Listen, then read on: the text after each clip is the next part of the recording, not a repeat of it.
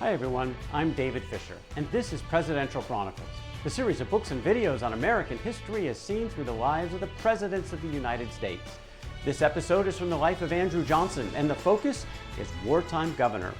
The year is 1861, the Civil War is underway, and there is a mass exodus out of the United States Senate. From the southern states, every single senator from a southern state left the United States Senate except one. And that's Andrew Johnson. Andrew Johnson remained committed to the Union while many of those southern states were off seceding. That was never going to be the way for Johnson. He never wavered in his ultimate commitment in trying to keep the Union intact. And part of that was to give his support to President Abraham Lincoln. Now, Lincoln at times was taking some rather controversial moves. He was being criticized in the North for perhaps exceeding his authority, taking on somewhat dictatorial approaches to suspending habeas corpus, actually defying some Supreme Court edicts and arresting Northerners for being outspoken against the war. Andrew Johnson had no problem with any of this. He said, "Are not violations of the Constitution necessary for its protection and vindication more tolerable than violations of the sacred instrument aimed at the overthrow and destruction of the government?" A great deal has been said here about searches and seizures. I reckon it is equally important to protect a government from seizure as an individual. Andrew Johnson's focus wasn't just on Lincoln and the Senate. He was focused on what was going on back in his home state of Tennessee. So since the war began, since the firing on Fort Sumter, 3 more states had seceded: Virginia, North Carolina, and Arkansas. The other slave states of Maryland, Kentucky, Missouri, they decided to remain neutral, those border slave states. But what about Tennessee right in the middle, where there was going to vote was going to take place in May of 1861? And Andrew Johnson rushed home from Washington, D.C. to lobby his people to stay in the Union. He focused a lot of his energies on the eastern part of the state, Greenville, his areas where he was from, and he had a lot of success. There was a lot of pro-union support in that part of the state, but ultimately it was dwarfed by the secession movement from the central, southern, and western part of the state. In May of 61, Tennessee voted to secede, the 11th state to do so. Now, this put Johnson in trouble. He was all of a sudden a wanted man in his home state, and he left his family behind, but he had to escape to get out of there. He made it to Kentucky, which again, a neutral state, eventually back to Washington, D.C., where he was going to continue to fight for the Union. He was named to the Joint Committee on the Conduct of the War, and in doing so, in the United States Senate, he issued a resolution. These were his views on the war itself. This war is not prosecuted upon our part in any spirit of oppression, nor for any purpose of conquest or subjugation, nor for the purpose of overthrowing or interfering with the rights of established institutions of those states, but to defend and maintain the supremacy of the Constitution and all laws in pursuant thereof, and to preserve the Union, with all the dignity, equality, and rights of the several states unimpaired, that as soon as these objects are accomplished, the war ought to cease. The goal: crush the rebellion, restore the Union, and with that, do whatever it takes. But then, reunite as quickly as possible. These were the views of Andrew Johnson. Now, there were more battles in his home state of Tennessee and the state of Virginia than any other states during the war, and 1861 didn't go very well for the North. 1862 started to see some victories. General Ulysses Grant had a couple of the key ones in northern Tennessee, right on the Kentucky border, where he had victories at Fort Henry and Fort Donelson. The United States Army then recaptured Memphis, and then they got the capital of Tennessee back into Union control, and that, of course, was Nashville. President Lincoln wanted to capitalize on this. The situation was still tenuous. There were going to be pitched battles throughout the war in Tennessee for fighting for supremacy. But at this moment, the Union was winning, and Lincoln wanted to reestablish a government in favor of the Union. And for that, he needed a leader, a wartime governor. And there was really only one obvious choice: the loyal senator from that state, and that was Andrew Johnson. Now, this was a dangerous job. Again, the situation on the ground was perilous, and the Southerners, the Confederates, could easily come back and triumph.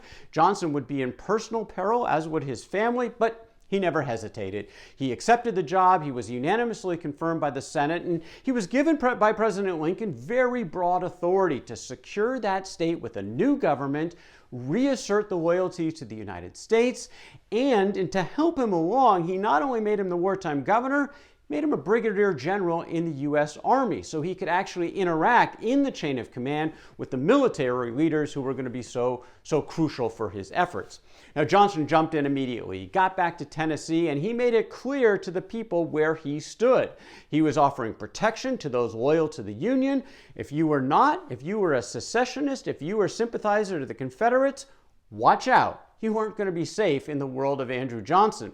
He replaced all of the Confederate loyalists who were in positions of government. He took them out of their jobs, put Union loyalists in those jobs. In fact, he started arresting a lot of the secessionists. And to make it really clear where he stood, he confirmed the arrest of 7 preachers who were caught advocating for the Confederacy from the pulpit. At this moment, he said, "This war, or rather, I concur with you most fully in regard to expelling and putting to the sword all traitors who continue to occupy a hostile attitude to this government. There must be a vigorous and efficient prosecution of this war. The burdens and penalties resulting from it must be made to rest upon the rebels, and they to feel it.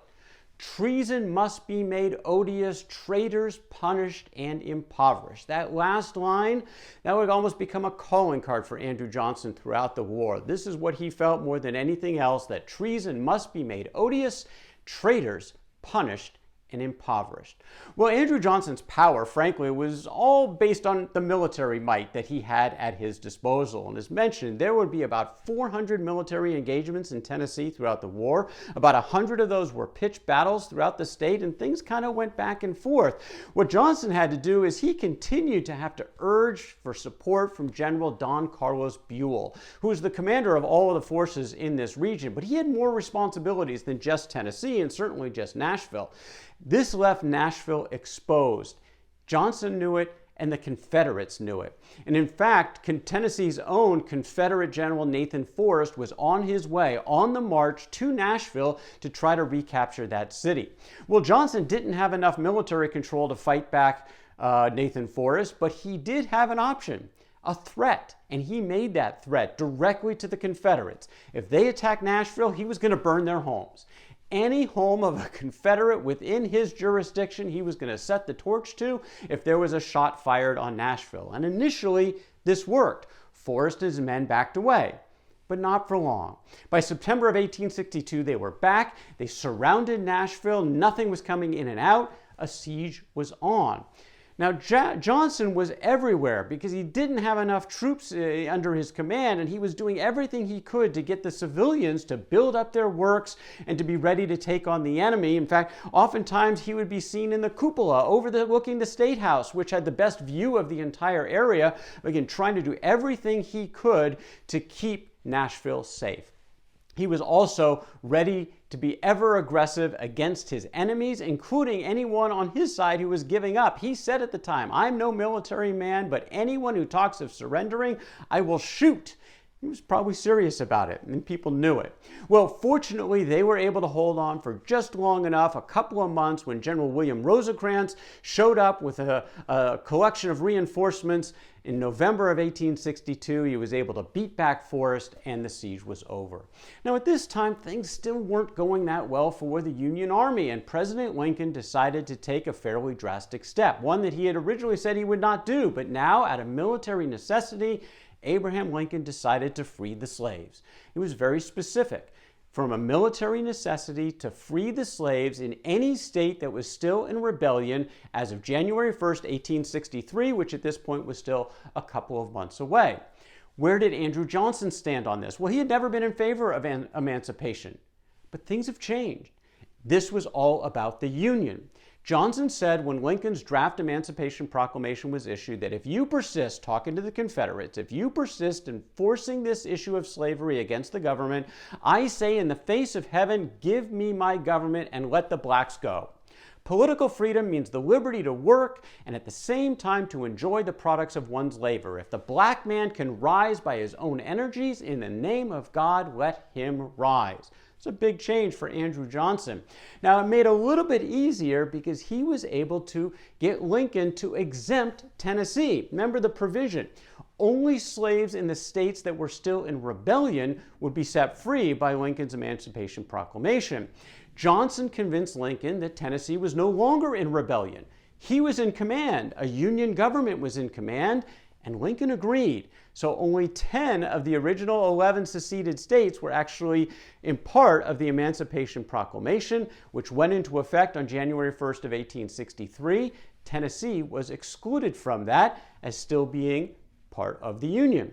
Well, that state was still quite a bit in flux, and there was going to be a lot of conflict going on in Tennessee throughout 1862, 1863, and then in an election year coming up in 1864, things were going to get interesting for Andrew Johnson again. Again, an election year. His name would be in the mix, but that's the story for another day. That is Andrew Johnson and Wartime Governor from the life of Andrew Johnson. For more Presidential Chronicles, check out my books on Amazon.com, and don't forget to subscribe to my YouTube channel.